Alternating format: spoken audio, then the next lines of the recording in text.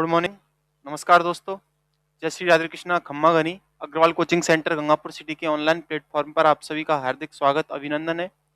और अपना जो सेशन चल रहा है इंडियन पॉलिटी से संवैधानिक इतिहास और संवैधानिक इतिहास की इसी श्रृंखला को आगे बढ़ाते हुए हम चर्चा करने वाले हैं 1942 ईस्वी के क्रिप्स मिशन, 1944 का सीआर फार्मूला, 1945 की बेबेल योजना।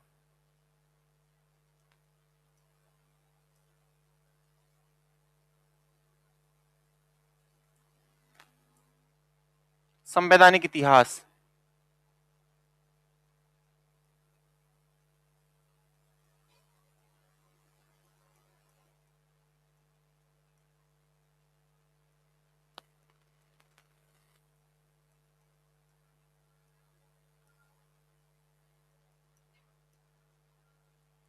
और संवैधानिक इतिहास की इसी श्रृंखला में हम चर्चा करने वाले हैं 1942 के क्रिप्स मिशन की।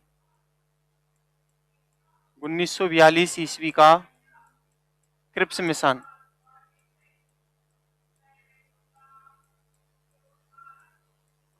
1942 का क्रिप्स मिशन। तो आइए स्टार्ट करते हैं टॉपिक को। और थोड़ा सा लाइव क्लास में ज्यादा से ज्यादा जुड़ने का प्रयास करें, ज्यादा से ज्यादा छात्र जुड़ने का प्रयास करें। 1942 ईस्वी का क्रिप्स मिशन क्या है? तो भारत में वैधानिक व राजनीतिक गतिरोध को दूर करने के उद्देश्य से यह मिशन 22 मार्च 1942 को भारत आया। भारत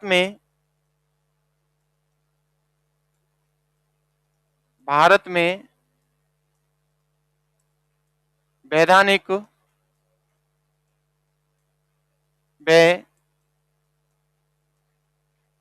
राजनीतिक गतिरोध को दूर करने के उद्देश्य से गतिरोध को दूर करने के उद्देश्य से दूर करने के उद्देश्य से यह मिशन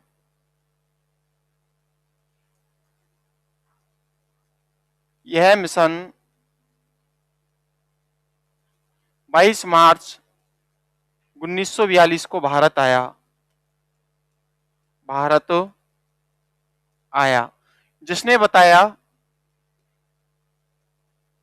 जिसने बताया कि द्वितीय विश्व युद्ध के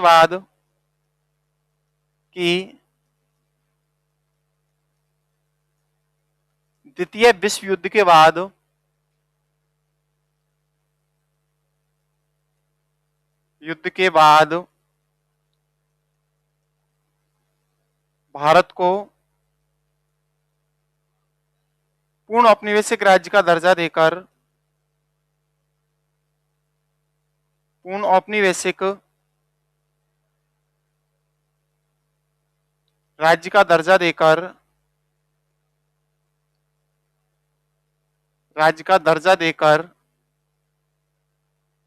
भारत में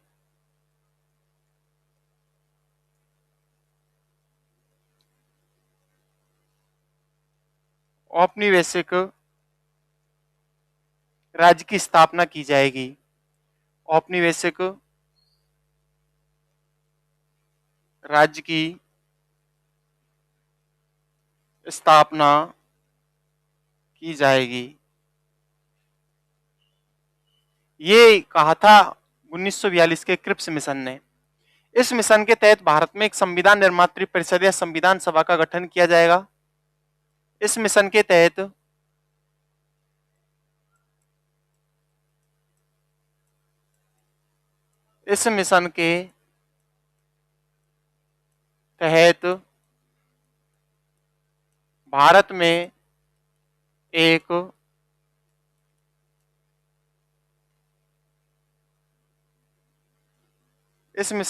भारत में एक संविधान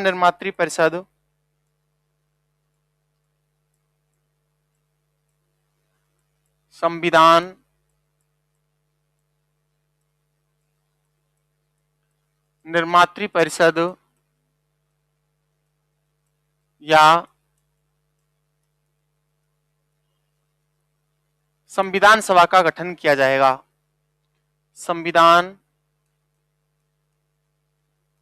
सभा का गठन किया जाएगा, जिसमें ब्रिटिश भारत व देशी रियासतों के प्रतिनिधि शामिल होंगे। जिसमें ब्रिटिश भारत जिसमें ब्रिटिश भारत व देशी रियासतों के प्रतिनिधि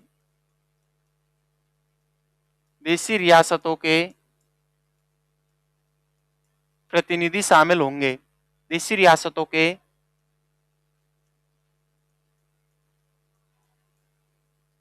प्रतिनिधि शामिल होंगे और वे ही अपना संविधान बनाएंगे और वे ही अपना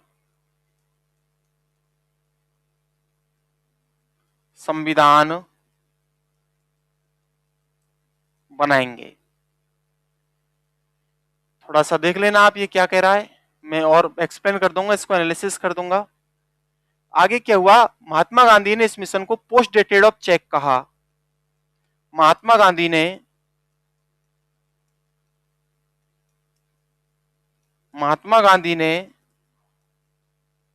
इस मिशन को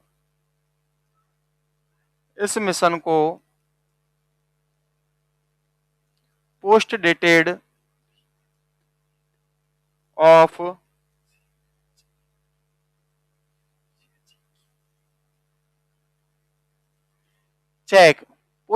ऑफ चेक कहा, जो भविष्य की विधि में बनेगा, जो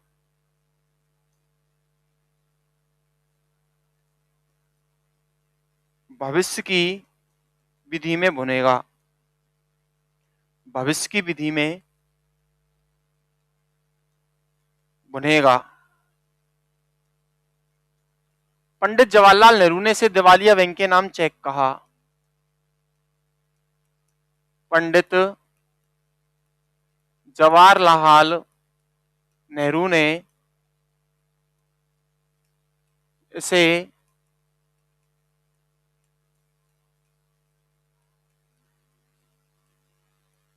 दिवालिया बैंक के नाम चेक कहा। दिवालिया बैंक के नाम चेक कहा। इसके बाद में इस मिशन के तहत प्रांतों को पृथक संविधान बनाने का अधिकार दिया गया। इस प्रस्ताव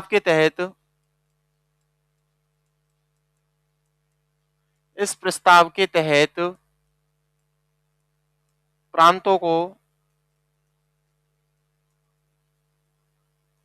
अपना पृथक संविधान बनाने का अधिकार दिया गया।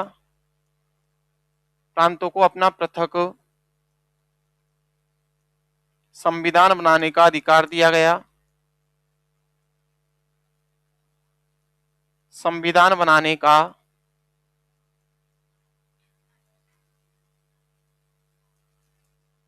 अधिकार दिया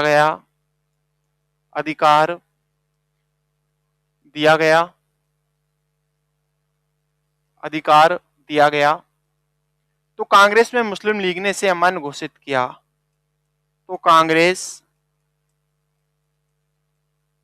व मुस्लिम लीग ने इसे अमान्य घोषित किया।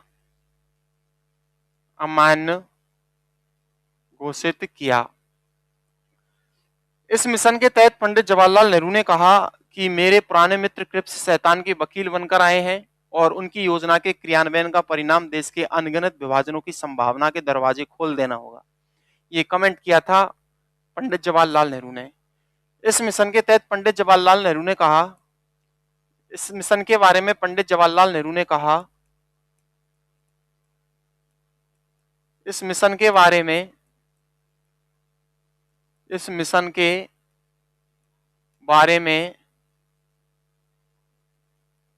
पंडित जवाहरलाल नेहरू ने कहा कि मेरे पुराने मित्र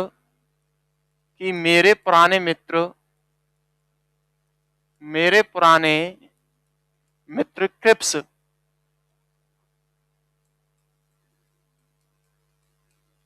शैतान के वकील बनकर आए हैं। शैतान के वकील बनकर आए हैं, वकील बनकर आए हैं और उनकी योजना के क्रियान्वयन का परिणाम और उनकी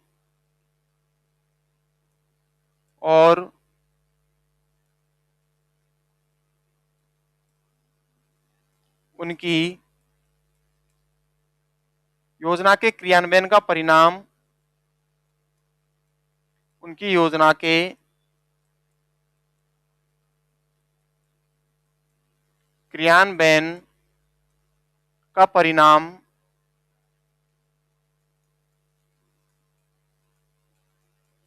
देश के अनगिनत विभाजनों की संभावना के दरवाजे खोल देना होगा। विभाजनों की संभावना के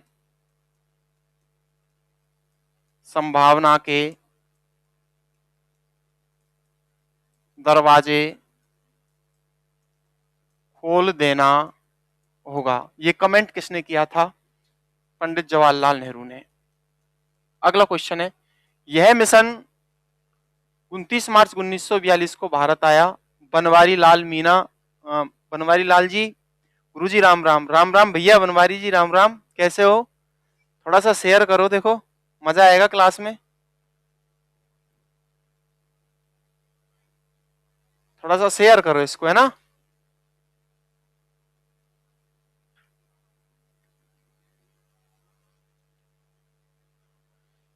यह मिशन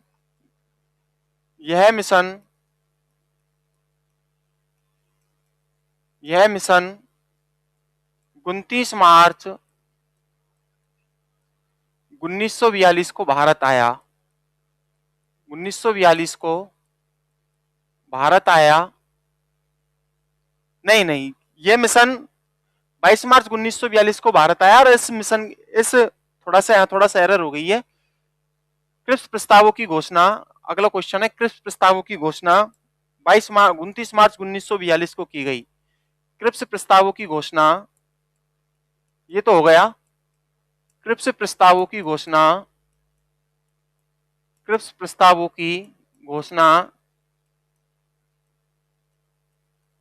29 मार्च 1942 को की गई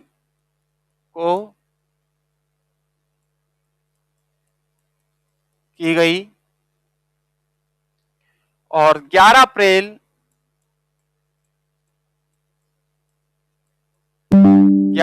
1942 को क्रिप्स प्रस्तावों को वापस ले लिया गया। क्रिप्स प्रस्तावों को वापस ले लिया गया। वापस ले लिया गया। ये थोड़ा सा ध्यान रख लेना। और इसी मिशन के तहत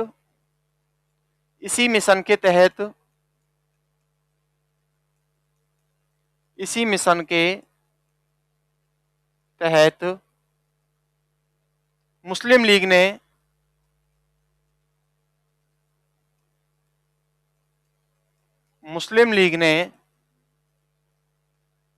1943 को कराची अधिवेशन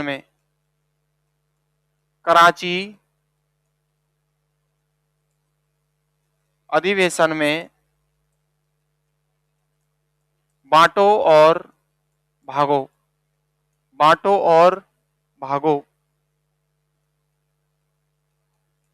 का नारा दिया।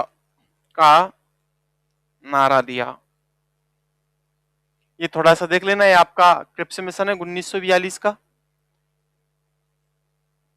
ठीक है सर बनवारी जी, ठीक है भैया, शेयर करो थोड़ा सा, है ना।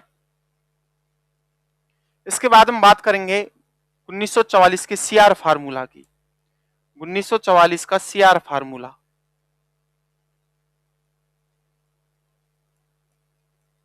1944 ईस्वी का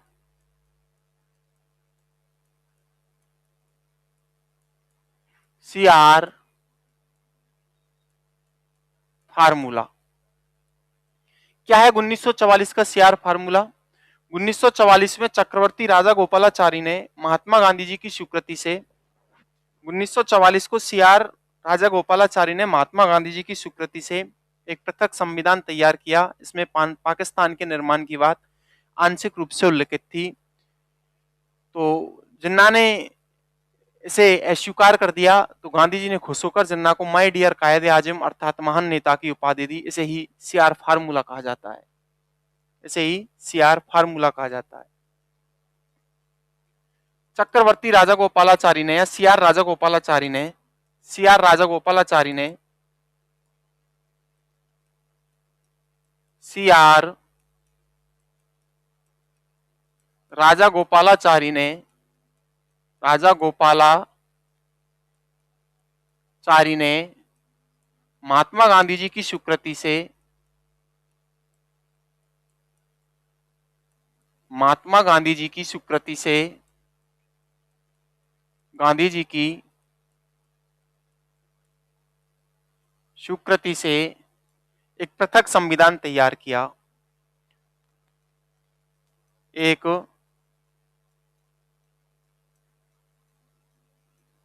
पृथक संविधान तैयार किया, पृथक संविधान तैयार किया जिसमें पाकिस्तान के निर्माण की बात, जिसमें पाकिस्तान के निर्माण की बात, पाकिस्तान के निर्माण की बात आंशिक रूप से उल्लेखित थी।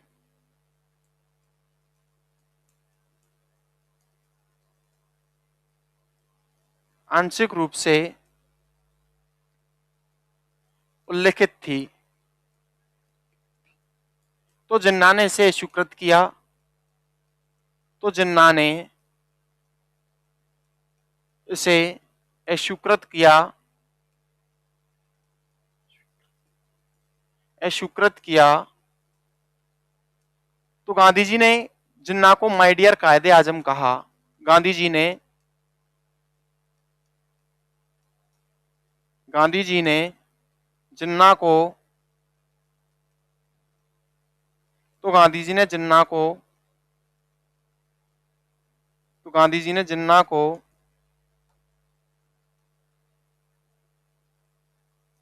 माय डियर कायदे आजम अर्थात महान नेता कहकर संबोधित किया, कहकर संबोधित किया।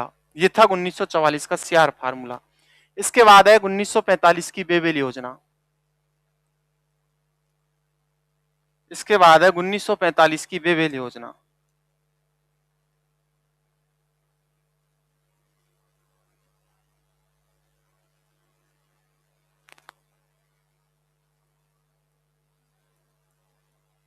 उन्नीस सौ 45 ईस्वी की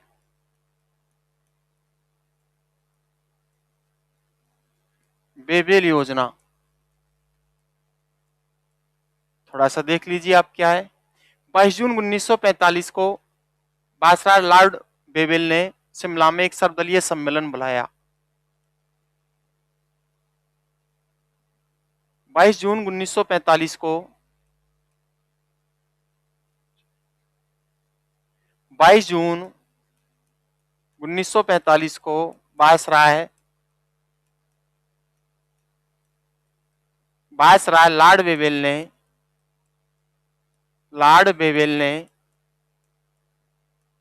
शिमला में एक सर्वदलीय सम्मेलन बुलाया। शिमला में एक सर्वदलीय सम्मेलन बुलाया। एक सर्वदलीय सम्मेलन बुलाया जिसमें कांग्रेस में मुस्लिम लीग के बीच जिसमें कांग्रेस व मुस्लिम लीग के बीच मुस्लिम लीग के बीच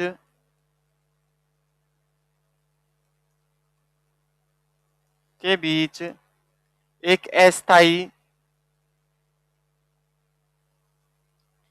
अस्थायी सरकार बनाने की योजना रखी गई। एक अस्थायी सरकार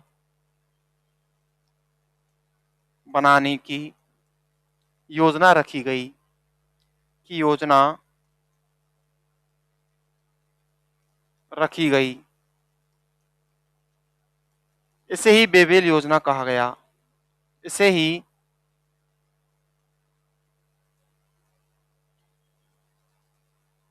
बेबेल योजना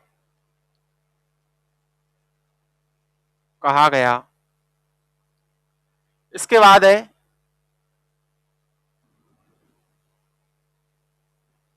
1946 ईस्वी का कैबिनेट मिशन। 1946 ईस्वी का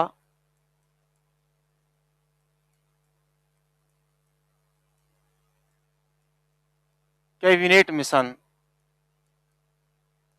ये इंपॉर्टेंट है एग्जाम की दृष्टि से बहुत ज्यादा, ये एग्जाम में बार बार रिपीट हुआ है। ब्रिटिश सरकार की ओर से भेजा गया यह आयोग ब्रिटिश सरकार की ओर से भेजा गया ब्रिटिश सरकार की ओर से भेजा गया यह आयोग संविधान सभा का गठन करने के लिए संविधान सभा का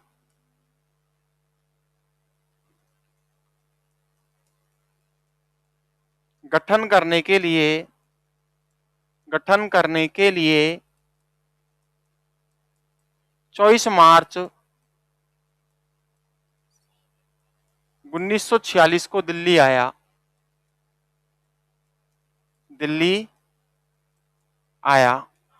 इसे ही कैबिनेट मिशन कहा गया। इसे ही कैबिनेट मिशन कहा गया। इसे ही कैबिनेट मिशन कहा गया। तो थोड़ा सा मैं आपको एक्सप्लेन कर देता हूं, एनालिसिस कर देता हूं। टॉपिक चल रहा है अपना संवैधानिक इतिहास। टॉपिक क्या चल रहा है? संवैधानिक इतिहास। और मैं आपको कई बार बता चुका हूं कि जो संवैधानिक इतिहास है ये अपने 1773 ईस्वी के रेगुलेटिंग एक्ट से प्रारंभ होता है और इसका समापन 1947 की माउंटबेटन योजना में स्वतंत्रता प्राप्ति पर होता है। तो इसी श्रृंखला में, संवैधानिक इतिहास की श्रृंखला में, हम चर्चा करने वाले थे 1942 के क्रिप्स मिशन की। हाँ तो साथियों सुनिएगा, 1942 का क्रिप्स मिशन। तो भारत में वैधानिक व राजनीतिक गतिरोध को दूर करने के उद्देश्य से यह मिशन 22 मार्च 1942 को भारत आया, जिसने बताया कि द्वितीय विश्व युद्ध के बाद भारत को पूर्ण औपनिवेशिक राज्य का दर्जा देकर, द्वितीय विश्व युद्ध के बाद भारत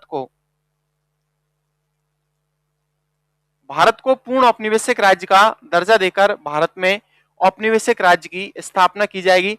तो मैं आपको बताना चाहूंगा, जो द्वितीय विश्व युद्ध जो था ये 1939 से 1945 तक चला है और अब तक 3 युद्ध लड़े जा चुके हैं। पहला फर्स्ट वर्ल्ड वॉर, प्रथम विश्व युद्ध, ये लड़ा गया था 1914 से 1918 तक। दूसरा लड़ा गया था 1939 से 1945 तक और तीसरा चला था शीत युद्ध, कोल्ड वर्ल्ड वॉर, जिसे विचारधाराओं का युद्ध, निरपेक्ष युद्ध के नाम से जाना जाता है, ये लड़ा गया था। तीसरा जो विश्व युद्ध लड़ा गया जिसे शीत युद्ध कहा गया, ये 1945 से लेकर 1991 तक लड़ा गया। तो ये थोड़ा सा देख लेना। इसके बाद में अगला क्वेश्चन है, इस मिशन के तहत भारत में एक संविधान निर्मात्री परिषद या संविधान सभा का गठन किया जाएगा, जिसमें ब्रिटिश, भारत व देशी रियासतों के प्रतिनिधि शामिल होंगे और वही अपना संविधान बनाएंगे। महात्मा गांधी ने इस मिशन को पोस्ट डेटेड ऑफ चेक कहा, जो भविष्य की विधि में बनेगा, और पंडित जवाहरलाल नेहरू ने इसे दिवालिया बैंक के नाम चेक कहा। इस प्रस्ताव के तहत प्रांतों को अपना पृथक संविधान बनाने का अधिकार दिया गया, तो कांग्रेस व मुस्लिम लीग ने इसे अमान्य घोषित कर दिया।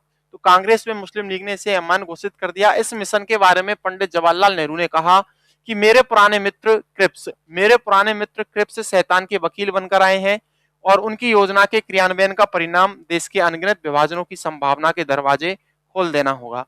इसके बाद में क्रिप्स प्रस्तावों की घोषणा 29 मार्च 1942 को की गई। अच्छा क्वेश्चन है, इंपॉर्टेंट क्वेश्चन है, आपसे सीधे सीधे पूछ लेगा।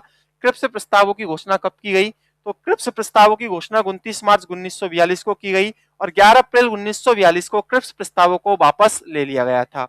इस मिशन के तहत मुस्लिम लीग ने 1943 में कराची अधिवेशन में बांटो और भागो का नारा दिया था। इसके बाद अगला पॉइंट है 1944 ईस्वी का सीआर फार्मूला। तो सीआर राजा गोपालाचारी ने महात्मा गांधी जी की स्वीकृति से एक पृथक संविधान तैयार किया जिसमें पाकिस्तान के निर्माण की बात आंशिक रूप से उल्लेखित थी। तो जिन्ना ने इसे स्वीकृत कर दिया। गांधी जी ने जिन्ना से खुश होकर जिन्ना को माय डियर कायदे आजम अर्थात महान नेता कहकर संबोधित किया। इसके बाद 1945 की बेवेल योजना। 22 जून 1945 को भारत के viceroy and governor general Lord Wavell ने शिमला में एक सर्वदलीय सम्मेलन बुलाया। तो हाँ, याद रखना मित्रों, साथियों, अंग्रेजों की भारत में दो राजधानी हुआ करती थी। पहली राजधानी हुआ करती थी कोलकाता, जबकि दूसरी राजधानी हुआ करती थी शिमला। इसी प्रकार राजस्थान में भी अंग्रेजों की दो राजधानी थी। पहली राजधानी थी अजमेर, दूसरी राजधानी थी शिमला। अंग्रेज वर्षा ऋतु में और शीत ऋतु में अपनी राजधानी कोलकाता रखते, जबकि ग्रीष्म ऋतु में अपनी राजधानी को शिमला रखते। और ऐसे ही राजस्थान में ग्रीष्म ऋतु में इनकी राजधानी माउंट आबू रहती, वर्षा ऋतु और शीत ऋतु में इनकी राजधानी अजमेर रहती।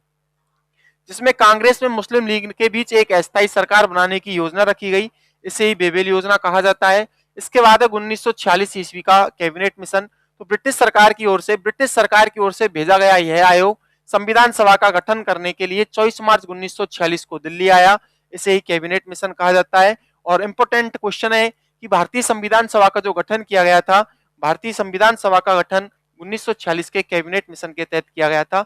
तो आज की क्लास को, आज की वार्ता को मैं यहीं पर विराम देता हूं। ठीक है, तो आप सभी का आभार, धन्यवाद, साधुवाद।